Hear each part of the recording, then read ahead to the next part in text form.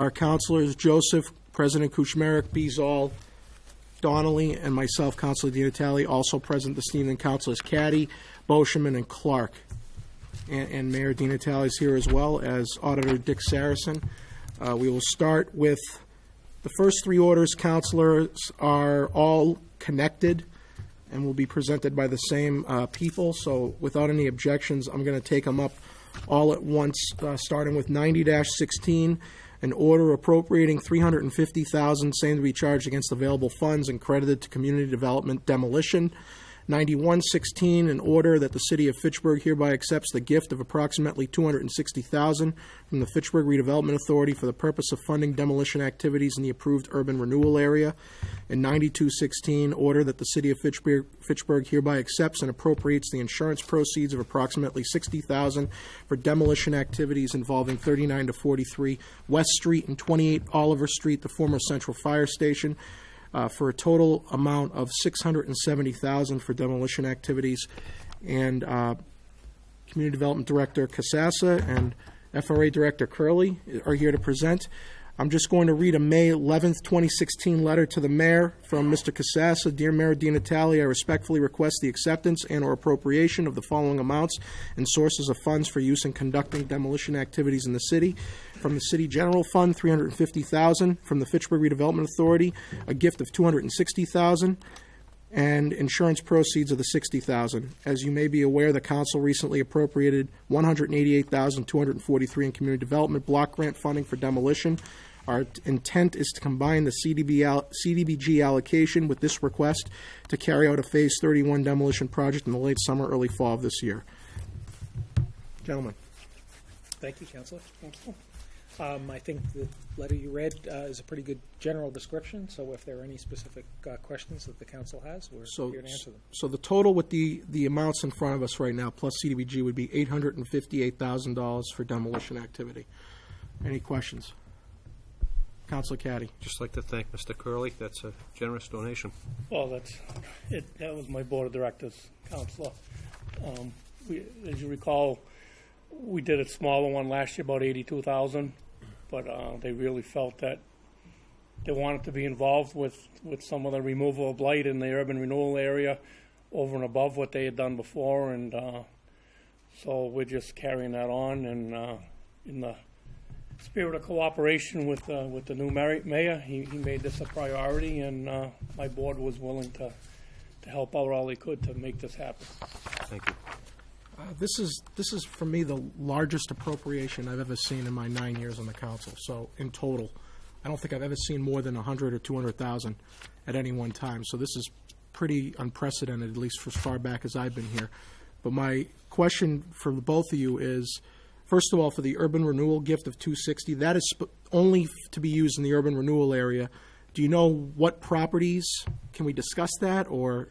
Well, because a couple of the properties are city-owned properties, we're certainly at liberty to discuss those. Okay. If they're private properties that would ultimately be demolished under the Building Code Authority, under Chapter 143, we would not be at liberty to discuss that because we don't really know for certain what those properties are until we fully go through the process and notify the owners of their legal rights and responsibilities, and they then fail to take action.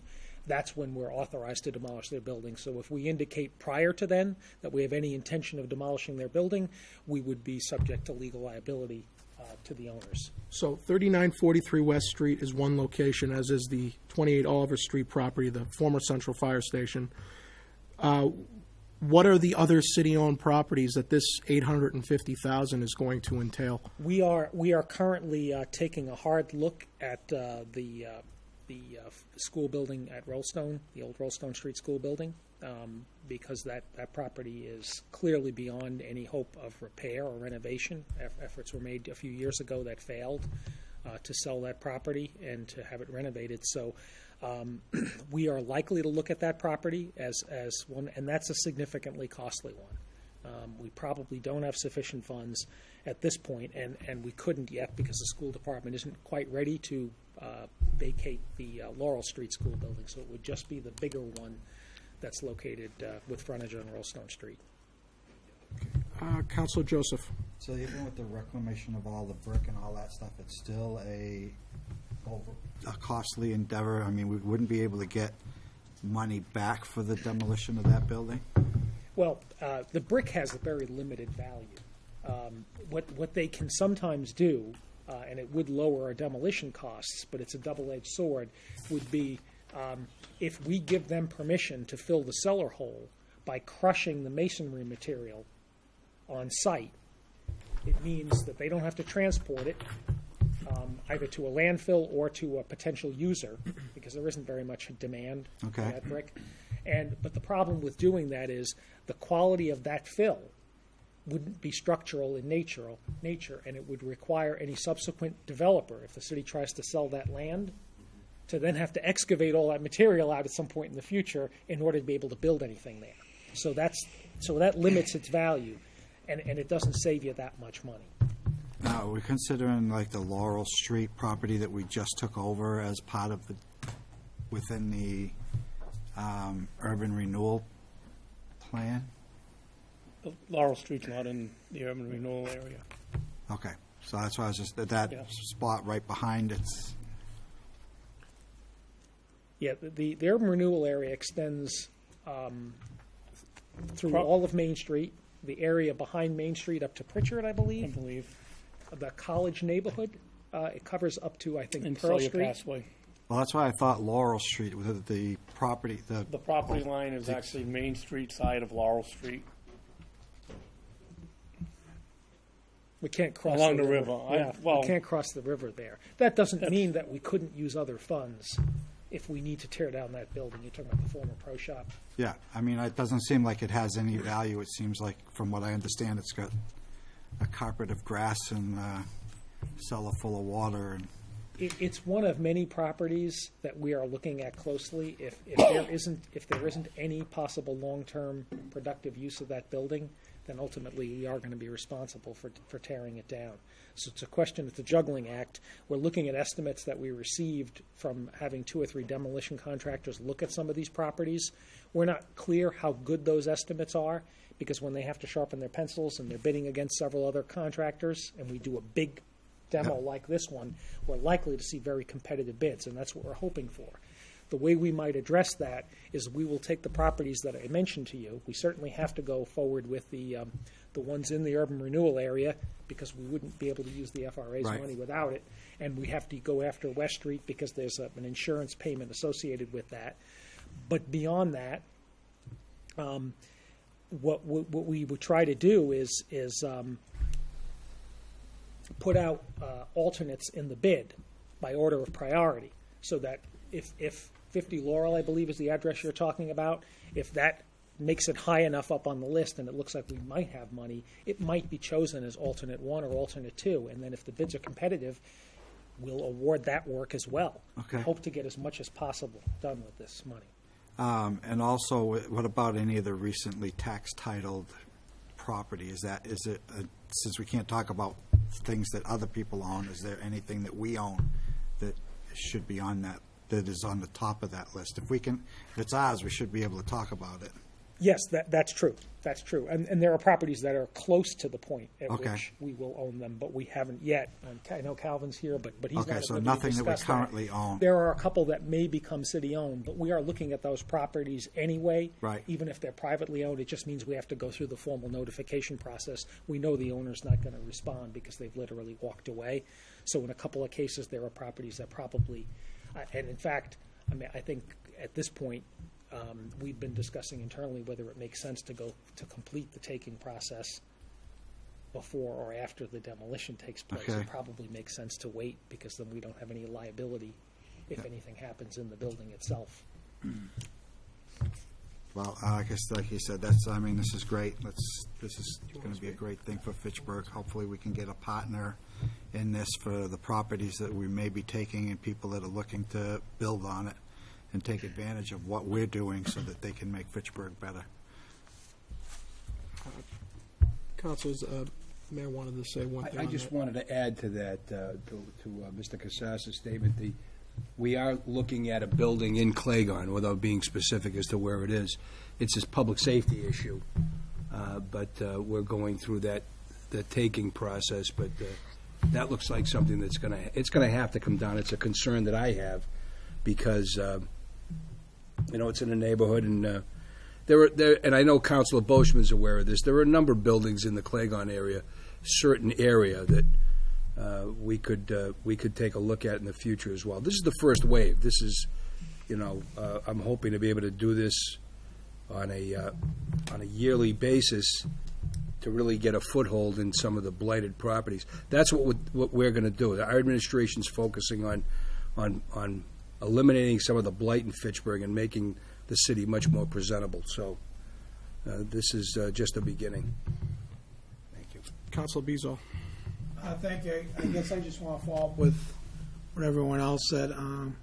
Sometimes I'll get calls from residents about concerns about the vacant buildings, people running in and out of them, and you call the police department, they now have to send somebody up into the vacant buildings.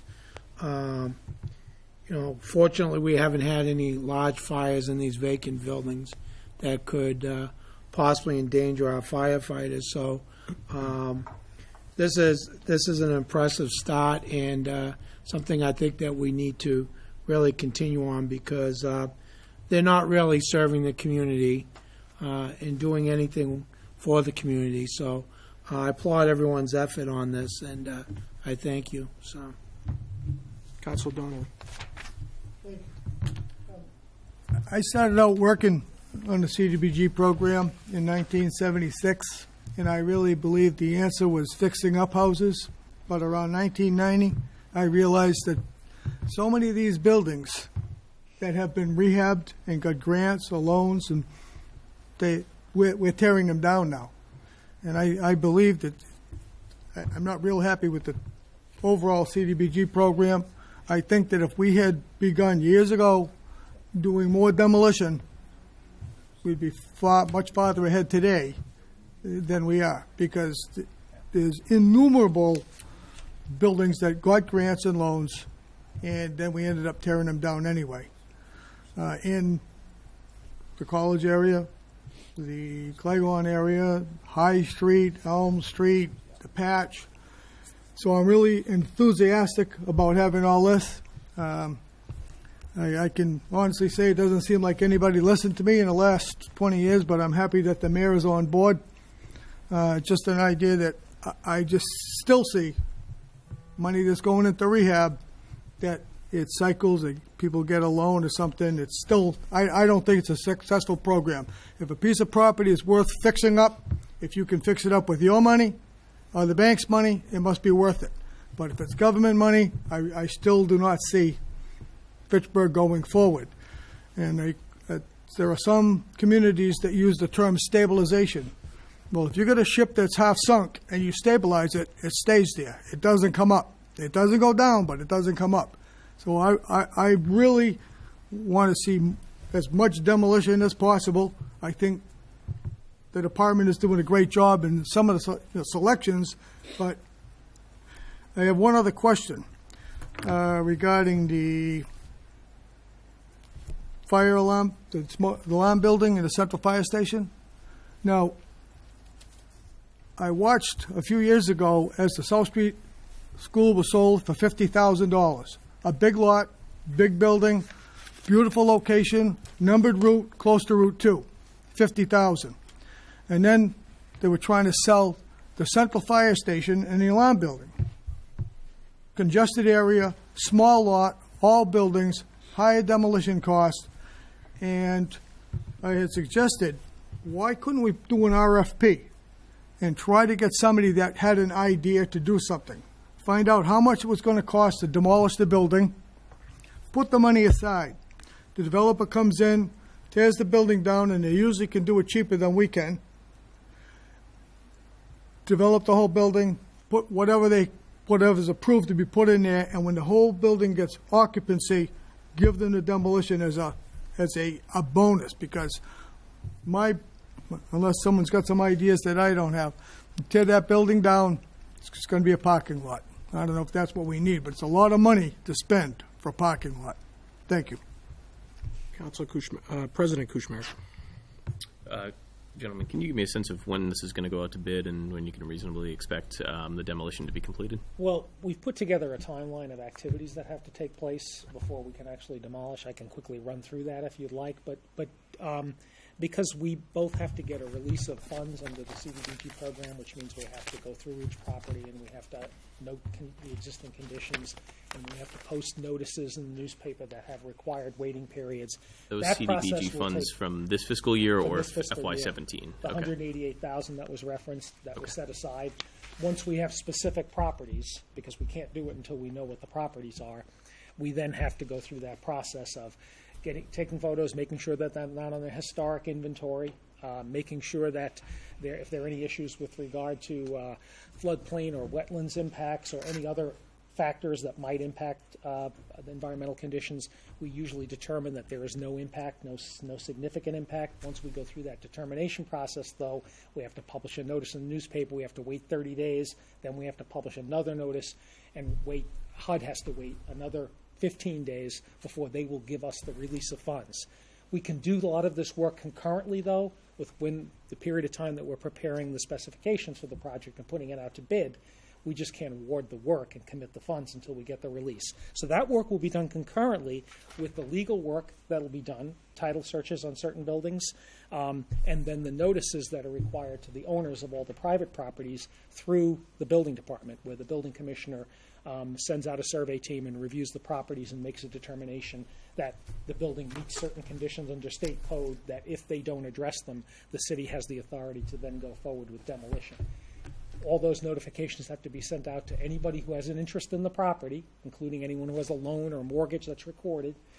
And once that's done and there's no response, the building commissioner then has to appoint our department as agents of the building commissioner, and that's how we then have legal authority to enter upon the property, open it up, test for asbestos, and prepare the full specifications for the job. Because we have to provide that information to the demolition contractor. We have to know what's inside the building, and we can't legally enter until we've completed all the notifications. So that's why that process does take some time. We're trying to truncate it as much as we possibly can, and we're thinking that, we should be able to have a bid open sometime in the late summer, or we're looking at August. And as soon as we have a bid open, we then get the bonds and insurance from the contractor. We get them to sign the contracts, and as soon as we can do after that, we tell them proceed. So we Open my expect notes to before proceed. snow falls that we can Before begin the snow demolition. falls, Great. ideally, they'll be out there, toward the very end of the summer and beginning of the fall. Wonderful. Mr. Curley, the mayor had referenced that, hopefully this is the first of many years that we can start demolition activities such as this. Are there future funds that may be available or could be available for such purposes beyond this year? Does the redevelopment authority have that capacity? We did some last year. Sure. I think it was about $82,000. This is a pretty substantial amount out of our reserves and the money that comes in. But we're willing to look at everything. We made no firm decision last year. We had talked about having a program 50% up to a certain amount, and we decided to just look at things as they came. So that's what we'll do. But we really are looking to support the mayor in his activity in getting rid of the blight. So I know we'll consider it every year going forward. I don't know if we'd be committing this kind of money. This was really in response to trying to get a real big effort moving in the right direction right away that the mayor requested us to participate in. You and your directors certainly have my gratitude. This is great to see the redevelopment authority being an active player, working hand in hand with this administration. This is great to see us target these very needed activities, and certainly commend the mayor and his administration and department heads for putting this together and really have a concerted effort to do targeted demolition throughout our city. So thank you, gentlemen. I know when we did the Crescent building, we used an internal engineer to do a lot of the plan and get the stamp. I think Mr. Shuris did it, I believe. And we have an engineer on board still with the DPW. Is there any possibility that will save you some money and that you would be able to do more effort? Just talking for consideration that we could use our own engineers to make the plans and the specs to save money in-house and be able to do more properties. Well, actually, if there are any buildings that require a special engineering study, we would certainly use that. But as it stands now, our staff do the plans and specifications. We Right. do that internally. We don't hire other people. We have enough experience because we've been doing demolition since the 1980s even. And we have standards that we have adopted. We just have to get the asbestos testing done and the other hazards testing done. But the staff in my office will actually be preparing that work, and it'll all be at part of the, at just the staff hour time that it takes to do that work. Good. Motion to approve 9016, 9116, and 9216. Second. Motion made and seconded to approve 9016, 9116, and 9216. Speaking on the motion. All those in favor? Aye. Opposed? It is unanimous. Thank you, gentlemen. Thank you. 9316, an order appropriating $390,000 to be charged against available funds and credited to accounts as follows: $320,000 to health insurance and $70,000 to unemployment compensation. Treasurer Brooks.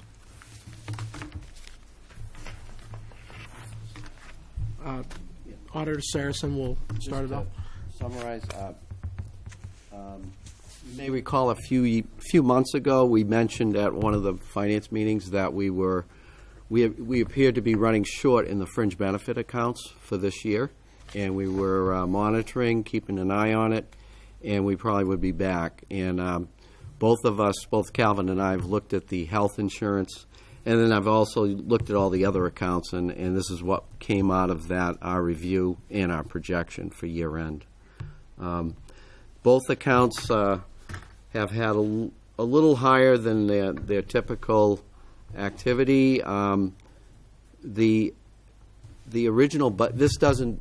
The original fringe benefit account was cut by more than the amount we're adding between the mayor and the council. So it still is about the original the original requested amount in the budget. Health insurance, we've had increased enrollment. There's been a slight, and then on the unemployment end, we've had an increase in unemployment claims, not a major increase. All but one of those claims on unemployment were schools. So all of those costs will be allocated towards net school spending. So there's a silver lining in this, is that it helps us to make sure we meet net school spending.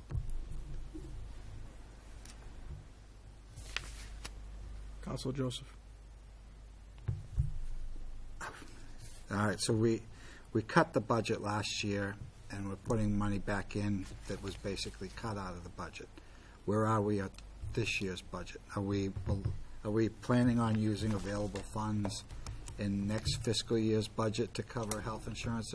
Well, this should make us whole for FY16. FY17, that was the one account that was cut, I believe, $260,000 going into next year.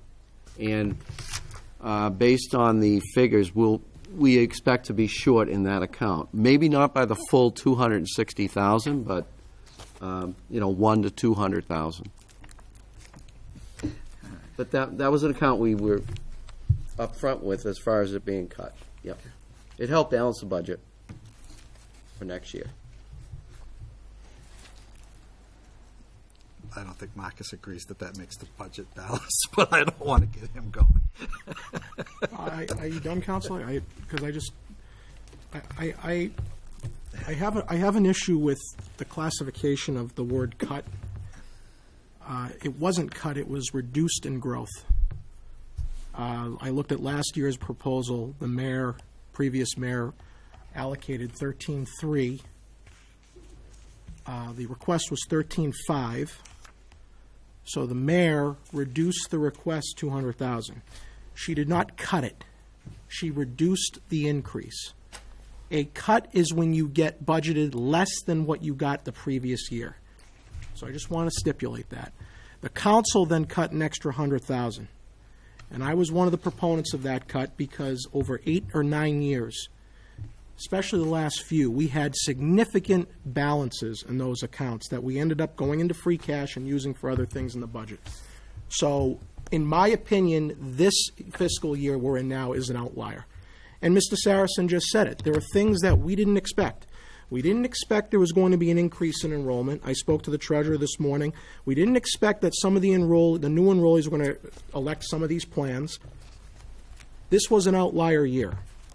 Now, with that said, the next year's budget I have a concern about because we're already saying we're going to be short, which I don't like. But I just want to clarify that cut methodology, and I want to clarify to the public why the cuts were made. We did similar cuts a couple of years prior to that, and we didn't have this problem. This is an outlier year, and thankfully we have the free cash to cover it. And since the city's already made it clear that we may be short next fiscal year, that's why I haven't proposed any cuts in that account. So I've come to learn this year that health insurance can be volatile, but 5 or 6 years in a row it wasn't. So this is one of those out years that wasn't anticipated by me or even a lot of other people. I even recall last year the mayor had no problem with it. So I'm just defending the methodology. This was a surprise, and we have the money available to cover it. I don't think, as opposed to last year, it's the same this year. But again, I just want to make clear on the terminology. Thank you, Mr. Treasurer. Thank you. When the budget presentation was made last week, I guess there was some conversation about pension and fringe benefits, and specifically health insurance were two large items that, in a sense, were budget busters because of where they are. In looking at the health insurance in particular, the last 5 years, 2011 to 15, our expenses have been really stable. I'm kind of surprised, anywhere from $12.5 million to $12.8 million. And I think that's through a lot of hard work between the city negotiating with the Public Employee Committee, the PEC, trying to find ways to save money while still offering reasonable health insurance plans to our employees. 2 years ago, we negotiated a new Medex plan for the retirees, which saved them and the city quite a lot of money and had a huge impact on our OPEB liability. A year ago, we negotiated some changes in life insurance, which is paid from a separate line, and that was basically to stabilize some of our life insurance costs going forward. This year, we just did a one-year extension, and that was deliberate because I think we were concerned about letting things settle down a bit with the Affordable Care Act, otherwise known as Obamacare. And at the time we were negotiating back in the spring, the question was whether President Sanders would have a single-payer health insurance plan, or President Cruz would abolish Obamacare, every last word of it, or we'd have something in between. We were also working through some of the requirements in terms of minimum plans and minimum value plans and things like that. So going forward, I do anticipate working with the PEC, with the employee representatives, to look at different ways that we can have plans that meet the requirements of the Affordable Care Act in terms of minimum benefits and minimum value, and at the same time being cost effective for the employees and saving the city some money. This is a line that can very easily get out of control, and I think we've been working hard to keep it in somewhat control. I agree with that assessment. I just want to point out that in the current budget package we have, it says in FY13 we spent $12.4 million, and then in FY14 that increased by $310,000. The next year it went up another $300,000, and now the projected amount for 16 is $13.6. This $320, if appropriated, would make the budget 13,620,000. Am I It'd correct? be 13,520. 13,520. So the projection's a little more conservative. Yeah, that's small Smaller. potatoes on that, but the 13.5 is up from the 12.8 that was spent last year. That's a $700,000 increase. Correct. That's the biggest increase we've had in 5 or 6 years. Not to say it'll happen next year, but that's why I'm concerned about next year's budget being only 13.64. It's only $100K more. And we don't really know if that'll be sufficient. It sounds like it won't be. It may be worse, but that $700K increase is why I spoke about that during the budget hearing. These being budget busters. Between the pensions and the health insurance, in that 1 year, we got hit for $1.3 million, which is the entire amount of our new tax revenue. It's gone. So that's why I made the statement earlier that for every dime that we take from people's pockets, 100% of that's going to play for employee benefits. It's not going for more services. So, and I think next year's budget would only increase the health insurance by $120,000. It's going from 13.52 if this were to be approved to 13.64. So that is an area of concern. Any other questions? Motion to approve 9316. Second. Motion made and seconded to approve 9316. Speaking on the motion, all those in favor? Aye. Opposed? It is unanimous. Thank you. Last but not least, 10416, a petition of Attorney Vincent Pusateri, City Solicitor, authorize the mayor to enter into negotiations and execute a pilot agreement with Fitchburg Solar LLC regarding a solar project to be located at 549 Fisher Road. Mr. Solicitor? Yes, thank you, Mr. Chairman. This is a solar array that's going to be constructed at 549 Fisher Road. The property has already been permitted, and the pilot is necessary in order for us to secure personal property taxes.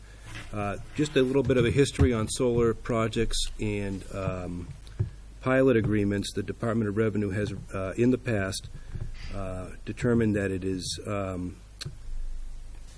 unacceptable to tax solar arrays for personal property taxes. And consequently, they had recommended using a pilot-type agreement in order to secure some type of revenue in connection with the personal property. The personal property, or the collection of funds on personal property in this particular project will be $188,000 over a 20-year period, about $9,400 a year on average. Most of that will come in the earlier part of the years because there's a depreciation schedule that goes along with the pilot agreement. In addition to the personal property taxes, we believe that the assessed value of the real estate, which can be taxed, will be increased by about $4,000 per year, at least initially.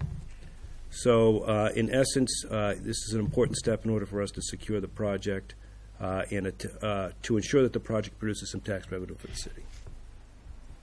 Councilor Joseph. Is this our second attempt? Is this our second pilot project in the city, or is this the first? I'm sorry, sir, I'm only aware of this one, and I'm not Alpine saying Road. that there was a previous one. I do know that there was some discussion, he's talking about solar project. Okay. As far as a pilot, I believe this might be the first one. As far as a solar project, I think there were actually 2 previous ones, but we don't have pilot agreements with those, and consequently, we had problems with the personal property tax collection. And that's up on Alpine Road, because for some reason, I thought we had done the pilot project with Attorney Barrett on Alpine Road, and I was just wondering what happened with that, if that went through, or it went through, but we didn't do it properly. I'm not aware Okay. of what happened last year. Okay. I am aware from speaking with the assessor's office that previous projects were determined to be inappropriate to tax for personal property nature, and this was one of the first things that we came into with the new administration, and the mayor's office wanted to make sure that we secured this revenue. Okay, so this is private project, privately owned, private property. We're just figuring out, and, okay, Yes, sir. thanks. Council Beazle. Thank you. Would we, as a city, ever look into, or have we looked into actually buying some of the credits that the solar farm would generate at a discounted price? Absolutely. Mayor just executed a letter of intent with a company called Lodestar today, and we're going to continue to negotiate the balance of the terms of the agreement, which will be subject to council's approval. And we've met with a number of other different prospective solar companies. The net meter credit statutory scheme is somewhat run out for municipal credits in our community, something that Mayor's Chief of Staff is much more familiar with than I am. And we're going to continue to discuss with companies in the anticipation that that's going to become more available in the very near future. But as it stands right now, there was only one with a real viable option, that was with Lodestar. In the Lodestar agreement, we're looking at a savings of approximately 20%, based upon a little bit more complicated formula than that, on certain energy costs that we're currently incurring. So we're looking forward to finalizing that agreement. Because it was my understanding that the communities, the cities and towns are exempt from the cap. And if some of these were to generate more than the cap, the city, in essence, could partner up with them, and they could sell those credits to us without them being penalized against the cap. So I just think that it's a win-win for everyone if we have these people in town that want to do this, and so it'd be something I think that we should look into. Mayor has got us focused on it to pursue it. We've got some partners in the school department, specifically Mr. Jokola, who is very anxious to get something going in that regard as well. Okay. And we do have another company. I'm sorry, right now the name escapes me. They're doing some studies on some of the roofs of schools to install that exact type of project you're talking about. Okay. But I think that we have a net meter crediting issue, and I just can't speak more clearly about it right now. Okay, thank you. Mayor? Thank you. Yeah, just to clarify what the solicitor's mentioning, the school department just passed tonight at school committee meeting an agreement to go forward with a company that's going to be doing rooftop solar arrays on Rheingold, Memorial, and possibly Fitchburg High School. And we're looking at a savings in the first year of around $78,000. So that, along with becoming a green communities, that's going to allow us upwards of $400,000 in cost savings in energy conservation in our buildings, and converting to LED lighting, along with other measures that we can take to tighten the buildings up. So there's some significant savings that we're hopefully going to realize from this. So, Thank you. President Kuchmarek? Just curious, I know, Mr. Pusteri, you spoke about there's no real comparables as the first you're aware of in terms of pilot negotiations in the city. Do we have comparables that kind of help guide us through this negotiation process so that we're kind of in line with what other sister cities have done? as far as the financial component here, Mr. Wilson in the assessor's office was pretty much the driving force, and our comparable is the collection of personal property tax. We are trying to, the word pilot is payment in lieu of taxes, of personal property taxes. It's not a pilot program in the sense of we're going to give this a try for a period of time. I just want to make sure that that's clear for everyone listening. Thank you. And I know you know that, Mr. President. So his primary focus was making sure that we're collecting our fair share of replacing personal property taxes. Great. So the answer is, yeah, there's plenty of comparables for us to work with. What would the personal property Understood. taxes have been? Okay. Sure. Great. Thank you. Yes, thank you. Councilor Donnelly. Thank you. as we move forward on our pilots, it'd be with great interest that there are many nonprofits that possibly you may be able to negotiate some of these pilots. The nonprofits pay no taxes. And I know the negotiations came in with GE and the Redevelopment Authority. For many years, they had put down taxes. And I said, it's not a tax. So they finally changed the terminology to pilot. And that's what the Redevelopment Authority pays. But I know that there's so many nonprofits, and I've heard over the years there have been many promises that former mayors might look into negotiating some of these payments in lieu of taxes for the benefits that so many of these places get. And it would behoove the city and you, Mayor, to see if anybody else. If you don't ask, you'll never get it. Or I haven't seen it so far. So if we could get a little more communication and a request, it'd be interesting. Thank you. I'd like to assure Councilor Donnelly, the mayor is focused on collection of taxes and looking to increase revenue sources where it reasonably can be done without interfering with the economy. Pilot agreements do require some statutory authority. There is one specifically implicating this for the solar projects. Other areas that the mayor has been recently looking at include nonprofits executing agreements to waive their status of being a nonprofit. So we've been looking at trying to approach the issue in that way. So you may not see the word pilot, but there will be some agreements coming up before your consideration shortly, which you'll see us doing that. Well, it was on a radar screen many years. Mayor of Boston, Menino, he had talked about this many, many times, and I always listened and waited, and I heard some ideas or promises that there might be some action in Fitchburg, but never saw any. Move we accept 10416. Second. Motion made and seconded to accept 10416. All those in favor? Aye. Opposed?